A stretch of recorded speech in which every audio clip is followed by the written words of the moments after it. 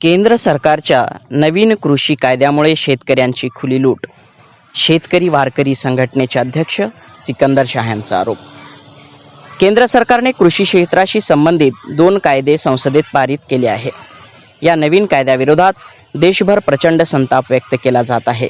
हे कायदे व्यापारी धार्जिणे असून त्यामुळे शेतकऱ्यांची प्रचंड लूट होईल अशी टीका शेतकरी वारकरी संघटनेचे अध्यक्ष सिकंदर शाह यांनी केली आहे.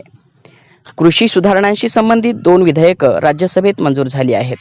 आवाजी मतदानाने ही विधेयक मंजूर करण्यात आली.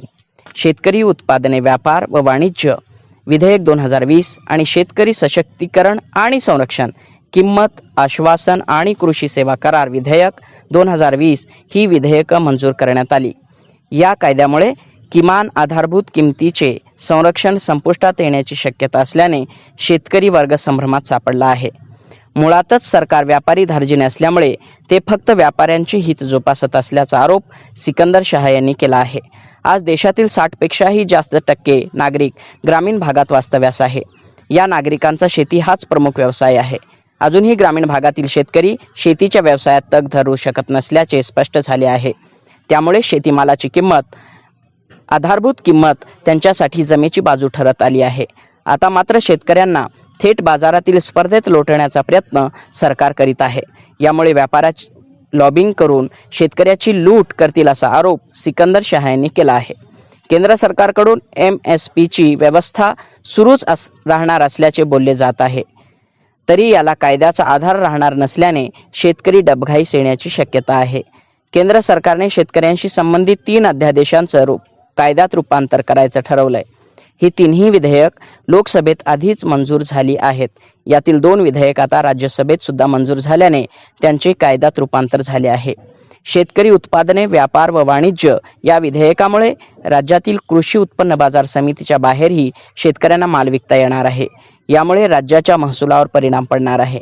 याशिवाय मोठ्या व्यापाऱ्यांचा खरेदी विक्रीमध्ये हस्तक्षेप सुरू होणार असल्याने ते लॉबिंग करून शेतकऱ्यांची लूट करतील. किमान आधारभूत किमतीची यंत्रणा मोडकळीस येण्याची शक्यता असल्याने सरकारने हा कायदा परत न घेतल्यास तीव्र आंदोलन करण्याचा इशारा सुद्धा सिकंदर शाह यांनी दिला आहे. दुसरं विधेयक कंत्राटी शेतीला प्रोत्साहन देणारे आहे.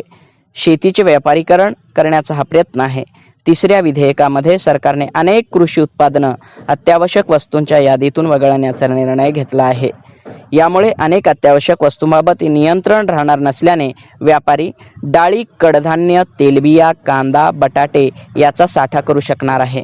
एकंदरीत सरकारचे कृषीशी संबंधित कायदे शेतकऱ्यांसाठी जीवघेणे ठरण्याची शक्यता असल्याने आम्ही या कायद्यांचा विरोध करीत असल्याचे सिकंदर शाह यांनी स्पष्ट केले आहे. मुकाबला न्यूज 24 करिता यवतमाळ येथून प्राध्यापक मोहसिन यांची रिपोर्ट. सबसे पहले 20 सितंबर 2020 को जो केंद्र शासन ने मोदी सरकार ने जो किसान विरोधी कायदा लाया है उस संदर्भ में मैं बात करना चाहता हूँ. पहले मैं 3 लोगों का स्वागत करना चाहता हूँ. एक पंजाब हरियाणा और राजस्थान के किसानों का जिन्होंने ये आंदोलन खड़ा किया. उन्होंने सारे भारत के किसानों को बताया कि ये कायदा जो है तो किसानों के विरोध का है. दूसरा स्वागत करना चाहता हूँ मैं हरसिमरत कौर बादल का कि जिन्होंने केंद्रीय मंत्री पद से राजीनामा देकर मंत्री पद ठुकरा कर उन्होंने किसानों के विरोध में जो कायदा था उसका विरोध किया और किसानों के साथ गई. तीसरा अभिनंदन करना चाहता हूँ महाराष्ट्र के मराठी मीडिया का. तो महाराष्ट्र के मराठी मीडिया ने आज जो किसानों के संदर्भ में चर्चा सत्र चालू किया है उनका मैं अभिनंदन करना चाहता हूँ. क्योंकि देश का जो हिंदी मीडिया है वो सुशांत सिंह कंगना रनावत के सिवाय दूसरा कुछ बता नहीं रहा है. बाकी किसानों के विरोध में इतना बड़ा काला कायदा जो केंद्र शासन ने लाया उसको भी दबाने का ये षड्यंत्र है. किसानों के विरोध में जो काला कायदा मोदी सरकार ने लाया है उसमें किसानों की मिनिमम सपोर्ट प्राइस जो रहती है किसानों का जो माल निकलता है उसकी सपोर्ट प्राइस जो रहती है वो सपोर्ट प्राइस के बारे में कोई उल्लेख नहीं है. किसानों को कितना प्राइस मिलेगा इसका उल्लेख नहीं है. ये सीधा सीधा देश के पूंजीपतियों को फ़ायदा पहुंचाने के लिए केंद्र शासन ने ये कायदा लाया है. देश के पूंजीपति इसका फ़ायदा लेंगे. इसका फ़ायदा ये लेंगे कि देश के पूंजी जो किसानों से माल परचेज करेंगे वो माल जो है तो किसानों का माल परचेज करके देश के पूंजीपति उनको स्टॉक करेंगे और स्टॉक करके उनके मनमानी भाव से वो वाला माल बेचेंगे.